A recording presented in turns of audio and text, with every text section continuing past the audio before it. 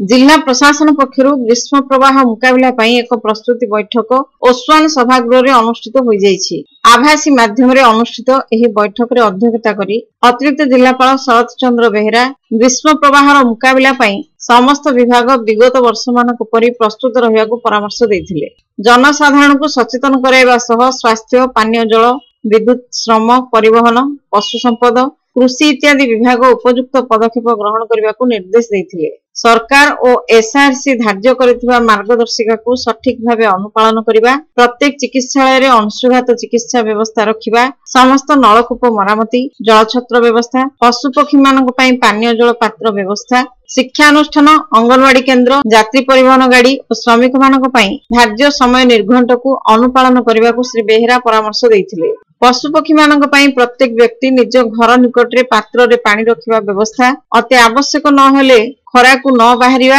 घरु बाहर को जाउथिले प्रचुर पानी, दही और लेंबू पानी इत्यादि पीबा, कला चश्मा, टोपी इत्यादि व्यवहार करिबा और अंशुघातर लक्षण देखा गले तुरंत चिकित्सित हेबाकू श्री बेहेरा अनुरोध करिसेंती। ग्रीष्म प्रवाह को दृष्टि रखी श्रम विभाग पक्षरु दिवा 11 टारु अपराह्न 3:30 पर्यंत कार्य बंद रखिबा, कार्य क्षेत्र रे छाईर व्यवस्था करिबा, ओआरएस रखिबा एवं श्रमिक मानक सचेतन कराइबा, अंगनवाड़ी केन्द्र और विद्यालय गुड़िक सरकारी निर्देशनामा अनुसार परिचालित होगाकू निर्देश दिया जायछि। ए बैठक रे अतिरिक्त जिलापाल नीलमाधव भोई, अतिरिक्त एसपी विष्णु प्रसाद पत्ती, उपजिलापाल गोपीनाथ कुंवर, जिला चिकित्सा अधिकारी डाक्टर सुजाता मिश्र प्रमुख अन्य जिला स्तरीय अधिकारी माने उपस्थित थिले।